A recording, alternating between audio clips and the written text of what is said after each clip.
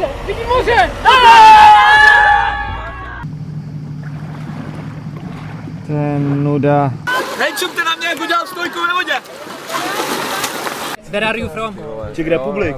Ty vole, nazdar! Ty vole, nazdar! Ten písek pálí! Ty vole, to je placený.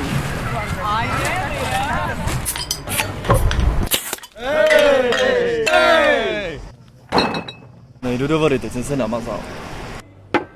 Tohle je jako pivo, jo? Psal jsem na dovolené jako.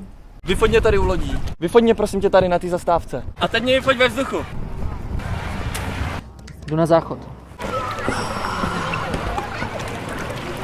Víš, jak můžete nosit ty trapný boty, jo?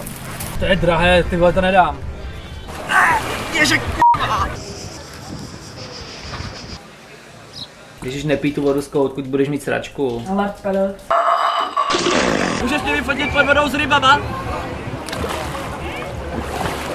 Můžeš mě vyfotit pod vodou bez ryb? Ježiš, na co krém, mi to vůbec neopaluje. Ty vole, to je dovolená furt vedro. Ty vole, to je dovolená furt prší. Co mi nerozumí nebo co? Rohlíky. 7 kun?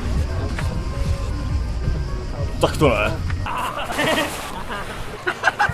No, na večeři nejdeme, my nemáme vůbec hlad.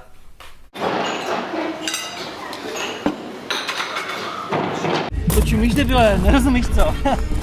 Za to bez tebe je tady hrozná nuda. Večer už bude chladno, radši si vemu ponožky. Papi, tak co okolo zářezu včera? Nic. A ty? Taky nic. Je to samý Čech. Zlato, a nezapomeň vzít ty baterky z ovladače. Bonusová videa z tohoto dílu debilních keců najdete na zlatadovolená.cz. No tak možte tam.